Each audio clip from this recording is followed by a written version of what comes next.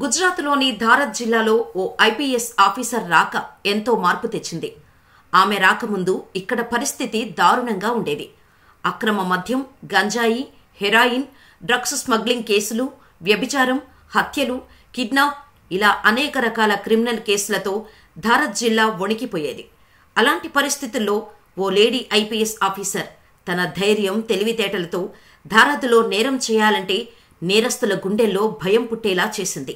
ఆమె ఎవరో కాదు, ఐపీఎస్ ఆఫీసర్ పూజా యాదవ్. హలో సార్ అని వచ్చిన అతిథుల్ని వినయంగా పలకరించే రిసెప్షనిస్ట్, సెల్యూట్ కొట్టించుకునే ఐపీఎస్ ఆఫీసర్ స్థాయికి ఎలా ఎదిగారు? ఆమెకు ఐపీఎస్ పై ఆసక్తి ఎలా పుట్టింది? ఐపీఎస్ అవ్వడం వెనుక ఆమె పడిన కష్టాలేంటి అనే విషయాలను ఈ వీడియోలో తెలుసుకుందాం. పూజా యాదవ్ సెప్టెంబర్ 20, 1988న హర్యానాలో మధ్యతరగతి కుటుంబంలో పుట్టారు. పుట్టింది ఓ మధ్యతరగతి కుటుంబంలో కావటం వల్ల పూజా యాదవ్ చదువుకోటానికి చాలా కష్టాలు పడవలసి వచ్చింది.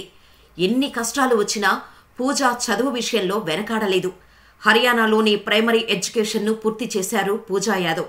అంతేకాదు, బయోటెక్నాలజీ, ఫుడ్ టెక్నాలజీలో ఎంటెక్ పూర్తి చేశారు. ఎంటెక్ చేయడానికి ఆర్థికంగా ఆమె చాలా కష్టపడ్డారట. బయోటెక్నాలజీ, ఫుడ్ టెక్నాలజీలో ఎంటెక్ పూర్తి చేశాక కొన్నేళ్లు కెనడా, జర్మనీలో పనిచేశారు.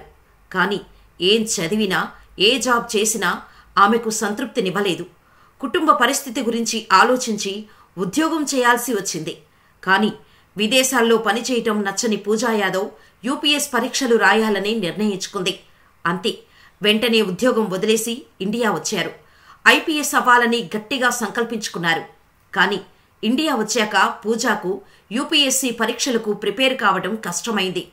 పూజా కుటుంబం ఆర్థికంగా అంత బలమైనది కాకపోవడమే అందుకు కారణం.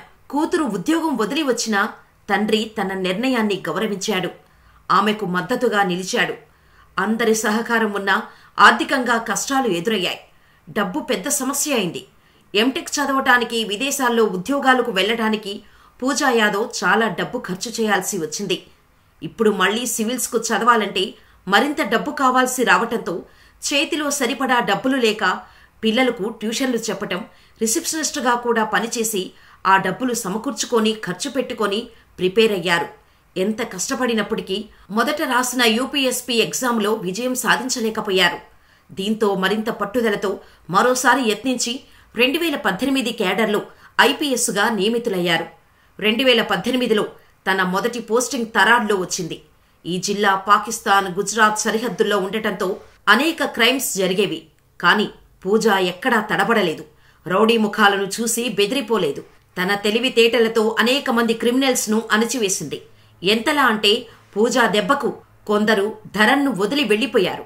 పదవీ బాధ్యతలు స్వీకరించిన వెంటనే అక్రమ మద్యం వ్యాపారం, గంజాయి, హెరాయిన్, డ్రగ్స్ స్మగ్లింగ్ కేసులపై ఫోకస్ పెట్టి వాటిని నిర్మూలించడంలో విజయం సాధించారని చెప్పవచ్చు. అంతేకాదు, వ్యభిచారం, హత్య, కిడ్నాప్ వంటి అనేక కేసులపై ప్రత్యేక దృష్టి సారించి తన పదవిని విజయవంతంగా చేస్తున్నారు. పూజా యాదవ్ ఐఏఎస్ ఆఫీసర్ వికల్ప్ భరద్వాజ్ను ఫిబ్రవరి 18న 2021న వివాహం చేసుకున్నారు.